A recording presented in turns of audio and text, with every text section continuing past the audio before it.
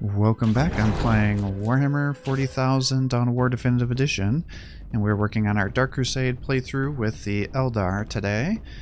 We should be able to finish up all the skirmish missions here, and then I think tomorrow we'll probably upload the video where we'll finish off the Orc Stronghold, assuming something unexpected doesn't happen here, like when we were fighting the Chaos Space Marines and almost got taken out. I can't imagine that's going to happen this late in the game, especially with how much we have built up these locations. I assume it's just going to be a nice smooth ending.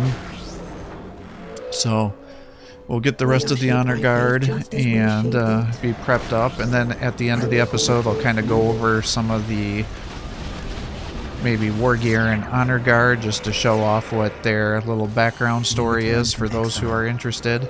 Again, assuming that we don't run into any catastrophic situations with rushing these skirmish missions, because theoretically I think there's like, what, 3 of them left, if I remember correctly, and then because there's 3, there's a chance that they may attack us, which means that we'll have to do a defensive mission as well. So it all, the kind of the speed of this campaign and episode today is going to be somewhat determined by how aggressive the AI wants to be against us. And sometimes what happens once it gets late into the game is they're running out of requisition, so then they can't purchase all their Honor Guard back, and so then they tend not to attack. But again, it's very variable, so it's hard to predict. But we'll just keep building up all these guys here, so we're totally ready for the next mission if they do decide to attack us again. But we'll stealth everything so we don't lose any of our locations here. And now we should be getting enough forces going that we should be able to just base rush them a little bit here and get the win. And now we have 213 and 159 requisition and energy coming in respectively. Again, I don't think he's going to have 2 bases, because we've done this one before, and it's usually 1 base, but we'll have it set up on both directions, so we should be fine either way.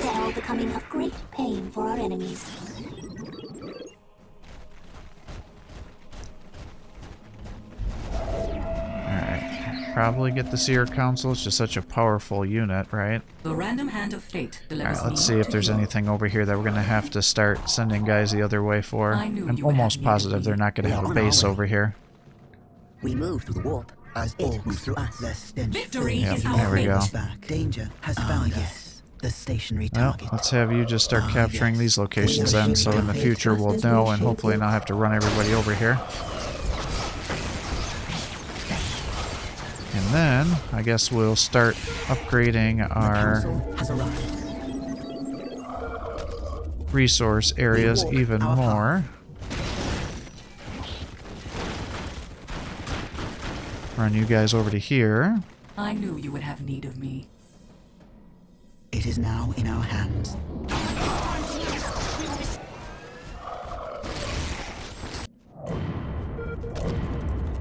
Alright, we'll start upgrading all these as well. Get us all the resource upgrades, so we can be even faster in generating an army next time, if we need to. Our swords shall taste blood. We are ready to strike. I'm actually surprised how long it's taken to get through these guys. Oh, did I never upgrade the... Nope, I sure didn't.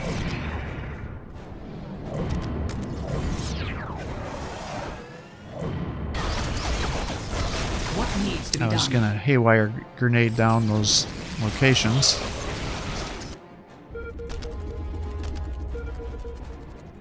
Let's just keep all the upgrades going.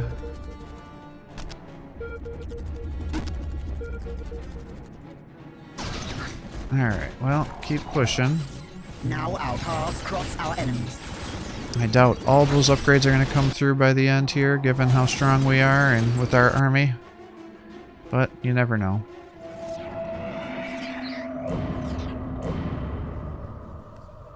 Well, actually, some of them are coming through.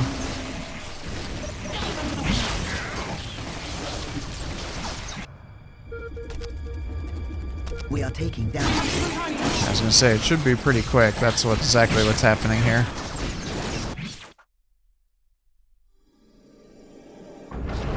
Alright, there we go. We got our next and final equipment here. So the twin shuriken pistol, essentially 2 shuriken pistols firing simultaneously. This weapon unleashes a terrifying stream of projectiles.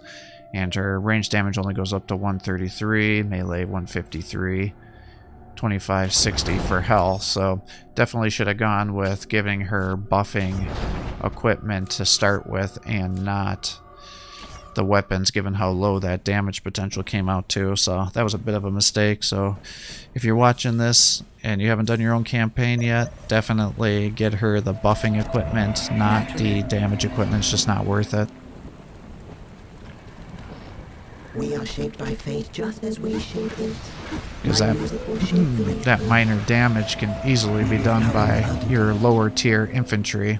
And getting them all buffed up and supported with her abilities makes her way more viable than being a damage dealer herself. Especially because so much of her attacks are all about disruption. That drops her damage potential even further. Well, if these guys don't have a bunch of turrets set up, then these guys should be able to disrupt a lot of the low tier infantry that the Imperial Guard usually use. Incoming Vipers will bring quick death to the enemy. Yeah, see, this is what makes the Imperial Guard have such a hard time to deal with those Vipers until they get anti-armor up. Naturally. Because everything's just blowing them around. Now they have lots of different models, which works to their advantage, but we're just not giving them an opportunity to attack.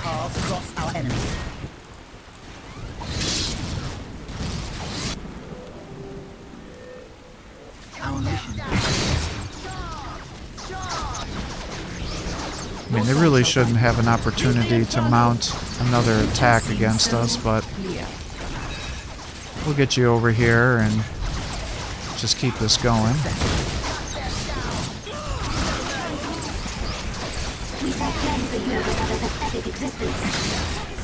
Alright, perfect. He's down. We are shaped by fate just as we You've almost finished off your energy location. But then again, there's nothing really over here that should be left to attack us, so it should just be an easy victory like that. Yep, and now we even get ourselves another Banshee Exarch Council, so those are really good. Alright, well, I guess let's come over to here and attack this. And given how strong our army is, I don't think we need to spend requisition on getting buildings up, but that may be a mistake. Now, what may happen is the AI may think, oh my god, you're about to attack my base. And so if that's the case, they may not actually attack me again. And they may actually just move into range of their main HQ. So they'll have an army there to help mount a defense. And if that happens, that'll be great, because then that will allow us to just rapidly push to that final mission. And then be able to bring the campaign to a close next time without having to do another defensive mission. Alternatively, what I might do is, since you've seen me do those defensive missions, and now it's just kind of the same thing over and over again, if he does attack me, I may just cut that out of the playthrough, because I don't know if it's really any benefit to showing the same thing over and over again. Because you've already seen where the bases are located with our other playthroughs. Or with our, not other playthroughs, but other missions within this playthrough. Because I don't want to pad the length of the playthrough out just for that sake, you know, I want it to be something beneficial. And, you know, we've now gotten all 5 defensive mission Wargears, so I don't necessarily like to cut them out before I get the Wargear credit. But once you do, then it's like, well, is there really any advantage to showing this again? Success. We return from exile. Oh my god, those haywire grenades are so overpowered in this game. I will sing the firestorms now.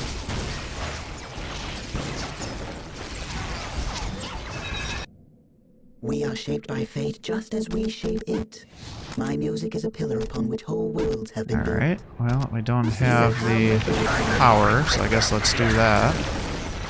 We are suffering some losses here, so that's not great. But our Seer Council also wasn't up here to help, so that's also not great.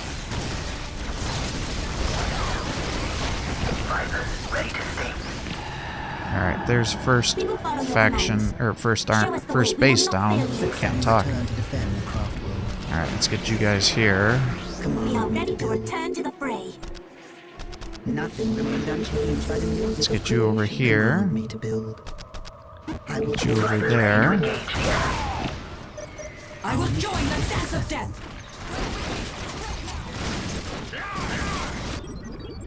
We walk the path less traveled.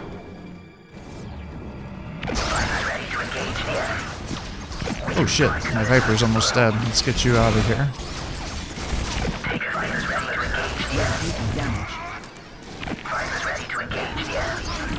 Alright, let's pull you back.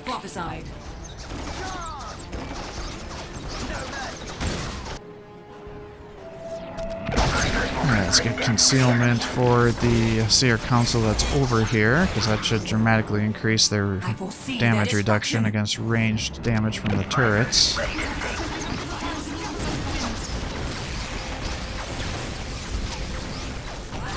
Alright, we'll try to keep you guys up here. Many are cold, few survive. I don't so much care about him getting that strategic point again.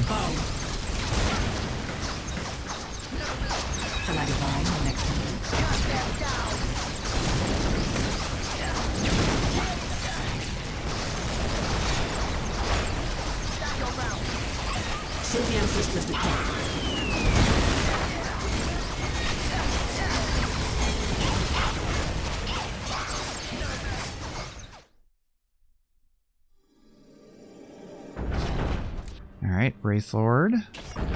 Now let's see if he's going to attack me or retreat back to his base. Nice! He retreats back to his base. So that means we can now rush this attack here. That'll get us, what, Reaper Exarch Council. And then we can go over the Honor Guard and equipment and then end the episode and be ready for next time's final Stronghold mission. I don't think I want to do it today because I assume the Stronghold mission is going to take quite some time since it is the last Stronghold of the campaign, which means it should be harder. Guardian squad ready. Closing in on the objective. Closing in on the objective. And more onerous as it should be. We will fulfill Eldar duty. Must answer the call. Closing in on the objective.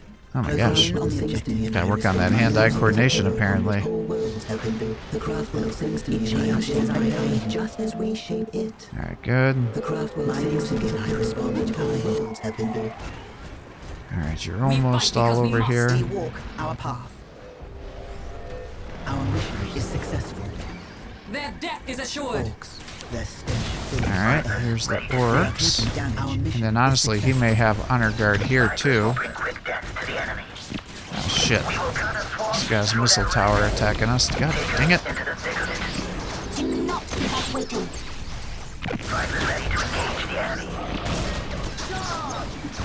Alright, let's drop this so then I can have the Vipers come back over.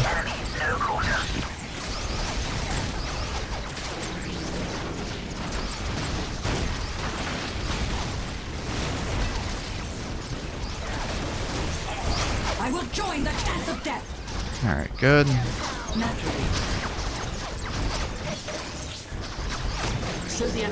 Buff up the accuracy of the fire dragons. Oops. There we go. I was gonna say, why are you not able to build this? Alright, good. Let's get you guys over to I here. will join the dance of death. Command me to build. You will have what you Get that up and going. approach. Incoming enemy fire. Alright, definitely got to pull back. Oh, they're jumping all over the Vipers here. Trying to make us have a bad day. He's already getting his mega armor knobs out, and he's got the War Boss, which should be kitted out pretty much with tons of war gear. So he's sitting there beating up my Wraith Guard. I think we just got to pull back with all of these vehicles here. They're all pretty injured. Naturally.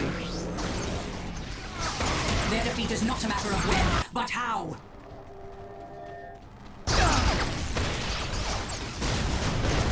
Alright, I think the War Boss actually escaped, so that means he's probably over here healing. We yearn What to needs to wander. be done? Naturally. Do not keep us waiting. None shall survive. Which is not great, because we do need to kill him. Vipers ready to We are engage the shaped by enemy. fate just as we shape Start getting the support panel, or support portal. The Wraithbone. Look, it changes as I play. Show me the Alright, let's get that going. Get this. There we go.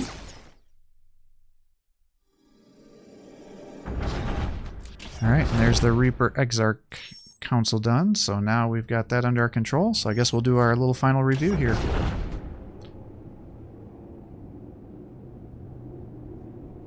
Alright, so looking at all of our guys we have here, we have the Reaper Exarch Council Honor Guard, Surface Teldir's personal protectors, and are often called on to serve as the anchor of our forces.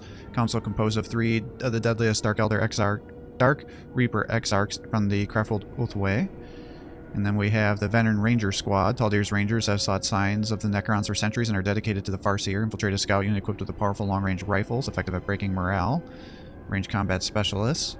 We have the Fire Dragon Exarch Council Honor Guard, often called upon to deal with the enemy's heaviest vehicle assault and to strike at the heaviest fortifications. The council composed of 3 of the greatest Fire Dragon Exarchs from Craftworld Oathway, effective against vehicles and buildings, as we know. We have the Banshee Exarch Council. These Exarchs serve as Taldir's special advisors and personal protectors. The council is composed of 3 of the eldest Banshee Exarchs from the Craftworld Oathway.